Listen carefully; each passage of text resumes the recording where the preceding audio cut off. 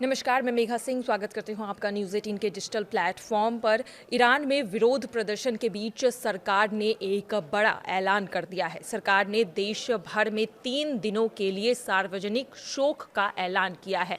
ऐसे प्रदर्शन की वजह से देश को एक नुकसान हुआ है और उसी नुकसान को देखते हुए ये ऐलान किया गया है। इस घोषणा के तहत देश की सभी सरकारी इमारतों और दूतावास पर राष्ट्रध्वज आधा झुका रहेगा। इस 3 दिनों के दौरान सभी तरह के सरकारी उत्सव, सांस्कृतिक कार्यक्रम और खेल योजनाओं को रद्द कर दिया जाएगा।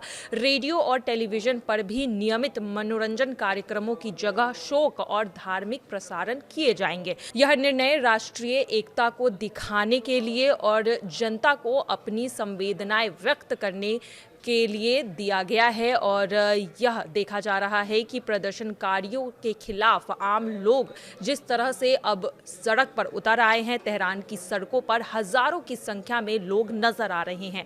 आइए अब जानते हैं कि ईरान के ताज़ा अपडेट क्या है, वहां की ताज़ा हालात क्या है। तो सड़कों पर जन सैलाब उतर आया है। तेहरान की सड़कों पर उमड़ा यह विशाल जनसमूह ईरान के मौजूदा हालात की गंभीरता को बयां कर रहा है। हाथों में राष्ट्रीय ध्वज और जुबान पर नारे लिए हजारों की संख्या में लोग सड़कों पर उतर आए हैं। ये आम नागरिक है जो हाल ही में देश में हुए हिंसा और दंगों की कड़ी निंदा करते हुए एकजुट हुए हैं। प्रदर्शनकारियों का यह सैलाब देश में शांति और सुरक्षा की बहाली की मांग कर रहा है और देश में अस्थिरता फैलाने की कोशिश कर रहे हैं। भीड़ का यह विशाल पैमाना दिखाता है कि ईरान में स्थिति कितनी संवेदनशील बनी हुई है।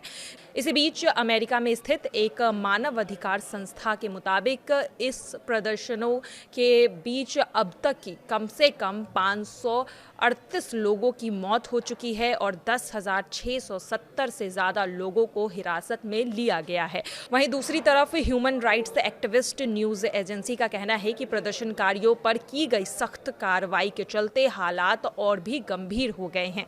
वहीं ईरान सरकार ने इंटरनेट और फ़ोन सेवाएं बंद कर दी है, जिससे ज़मीनी स्थिति का सटीक आकलन करना बेहद ही मुश्किल हो गया है। सूचना ब्लैकआउट के कारण देश भर में जो भीतर का माहौल है और साथ ही बाहर रहने वालों के बीच संपर्क लगभग ठप हो चुका है। इस वजह से वहां के ताज़ा हालात पर भी लोगों की नज़रें टिकी हुई हैं और देखना यही है कि क्या आगे चलकर ईरान में तख्ता पलट होता है और क्या खामनेई के हाथ से उनकी सत्ता जाती है। ये एक बड़ा सवाल है। फिलहाल आज की खबरों में बस इतना ही। बाकी की तमाम खबरों के लिए देखते रहिए न्यूज़ 18 का डिजिटल प्लेटफॉर्म। धन्यवाद।